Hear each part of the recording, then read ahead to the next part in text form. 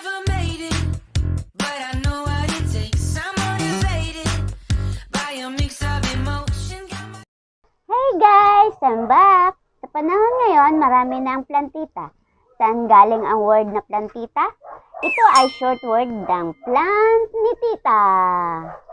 Ang mga benefits nito, alis stress, palipas oras, bawas sismisan, bawas COVID, at magkakapera ka pa.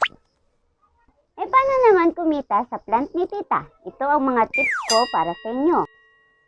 Tip number 1, para makatipid sa paso or pots, tayo ay mag-recycle. Langganang sira, botelya ng mineral water, timba, at marami pang iba.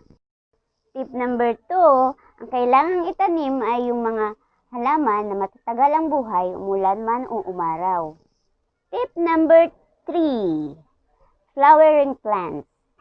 And tip number 4, mga puno para tumibay ang lupa. Mga vegetables. Vegetable like okra, pechay, talong, at sili. Napaka-importante po nito dahil napakatagal po ng buhay nito.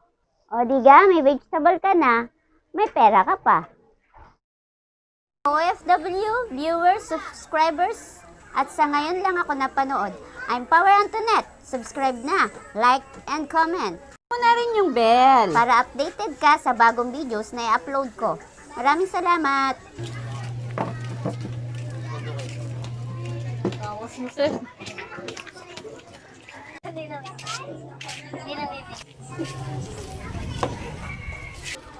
Mga tuta pang pangit!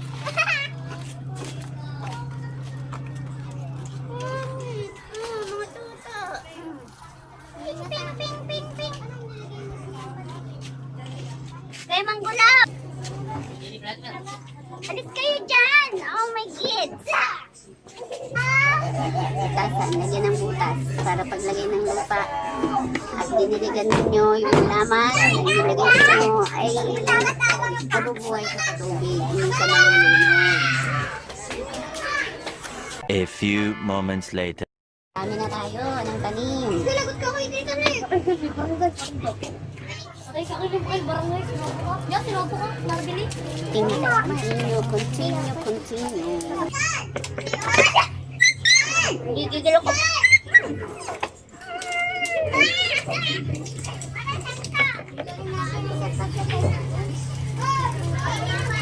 Wag mangingi alam, wag mangingi alam. Lagyan nyo ng punot. Kailangan wala. Para pagtag-init, na-absorb pa rin yung water. Ha? Bibit na tayo. 3 hours later.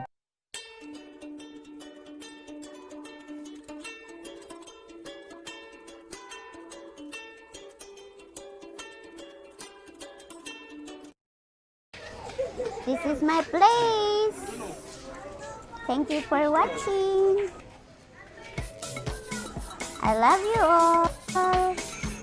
At next, abangan.